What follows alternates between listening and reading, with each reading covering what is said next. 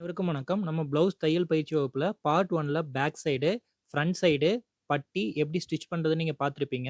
இன்னைக்கு part 2ல hook பட்டியும், ஐ பட்டியும் நம்ம stitch பண்றது எப்படின்னு நம்ம பார்க்கலாம்.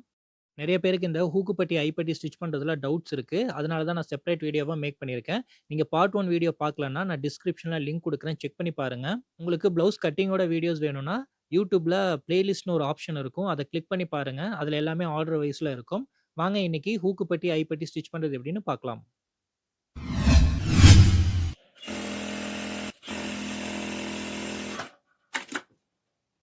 ஃபர்ஸ்ட் இந்த மாரி ஹூக்கு பட்டி, ஐ பட்டி ஸ்டிச் பண்றதுக்கு நம்ம பட்டி துணி வந்து ரெடி பண்ணணும். அதுக்காக இந்த மாரி 2 1/2 இன்ச்சுக்கு மெஷர் பண்ணி மார்க் பண்ணிக்கங்க.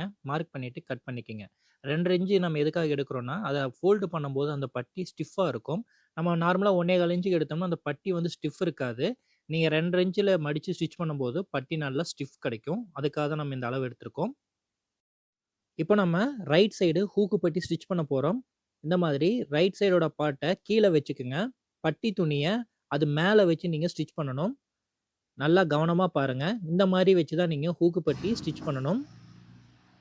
நம்ம எந்த மாரி பொசிஷன்ல வச்சிருக்கோமோ, அந்த மாதிரி நீங்க வச்சு ஸ்டிச் பண்ணுங்க. ரைட் சைடோட மேல் பக்கம் வந்து அந்த பட்டி துணிக்கு கீழ இருக்கிற மாரி வச்சு நீங்க ஸ்டிச் பண்ணணும். இது மாரி ஸ்டிச் பண்ணிட்டு எக்ஸஸ் பீஸ கட் பண்ணிடுங்க. தென் இத மாரி ஓப்பன் பண்ணி நல்லா ஸ்க்ராட்ச் பண்ணி விட்டு, அந்த இடத்துல ஒரு தையல் போட்டுக்கங்க.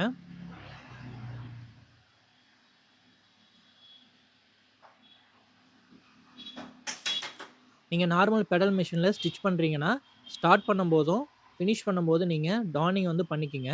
இது வந்து பவர் மெஷின் ஆட்டோமேட்டிக்கா அது டானிங் ஆகும். உங்களுக்கு ஒரு ப்ளவுஸு அந்த நார்மல் பெடல் மெஷின்ல எப்படி ஸ்டிச் பண்றதுங்கிறத தனியா ஒரு வீடியோவா நம்ம மேக் பண்ணி போடுறோம். இந்த மாரி அந்த ஸ்டார்ட்டிங்ல இருக்கு பாருங்க, அந்த பாயிண்ட்ட நல்லா ஃபோல்டு பண்ணி, நீங்க அந்த இடத்துல வந்து டானிங் பண்ணிக்கங்க.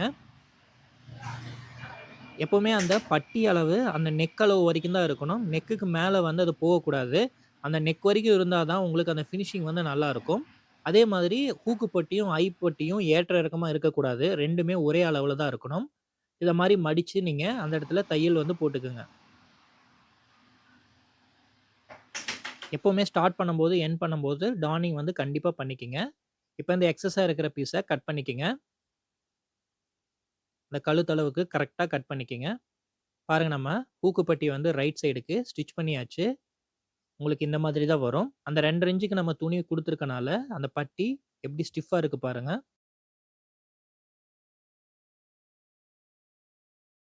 அடுத்தது நம்ம லெஃப்ட் சைடு ஐப்பட்டி வந்து ஸ்டிச் பண்ண போறோம். இந்த இடத்துல நல்லா கவனமா பாருங்க.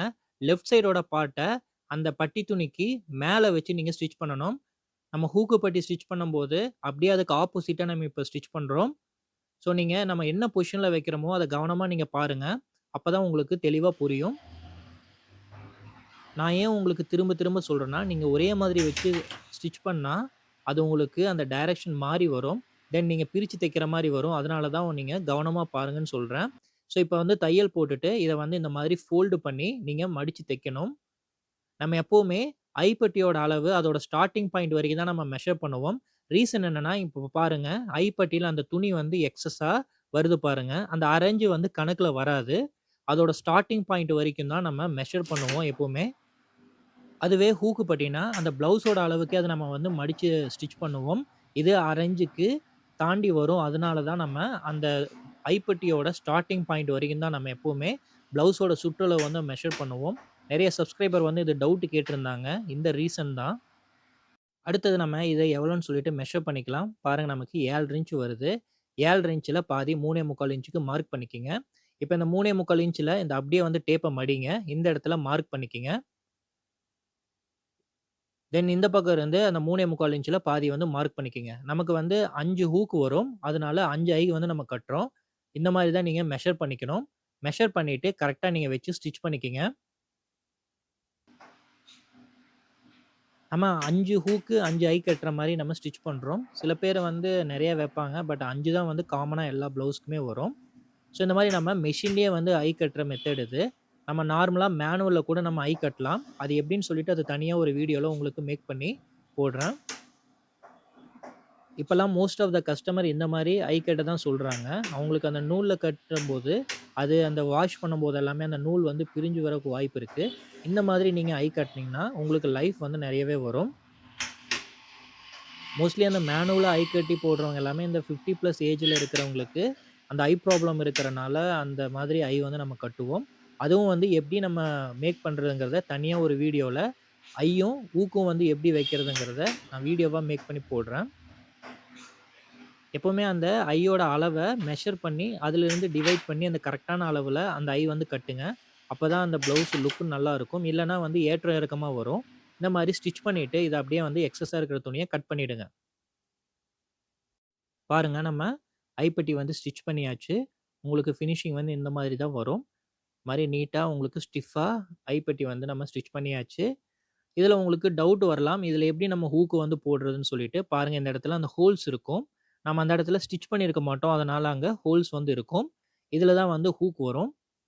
நெறைய பேருக்கு இது டவுட் இருக்கு. இதுல எப்படி நம்ம ஹூக் வந்து நம்ம போடுறதுன்னு. ஸோ இந்த மாரி தான் இப்ப ரீசென்ட்ல எல்லா கஸ்டமர்ஸுமே கேட்குறாங்க. இப்போ நம்ம ரைட் சைடு ஹூக்கு பட்டியும், லெஃப்ட் சைடு ஐ பட்டியும் வந்து ஸ்டிட்ச் பண்ணியாச்சு. பாருங்க உங்களுக்கு ஃபினிஷிங் வந்து இந்த மாரி தான் வரும். இந்த 2 சைடுமே கரெக்ட்டா வந்து மேட்ச் ஆகணும்.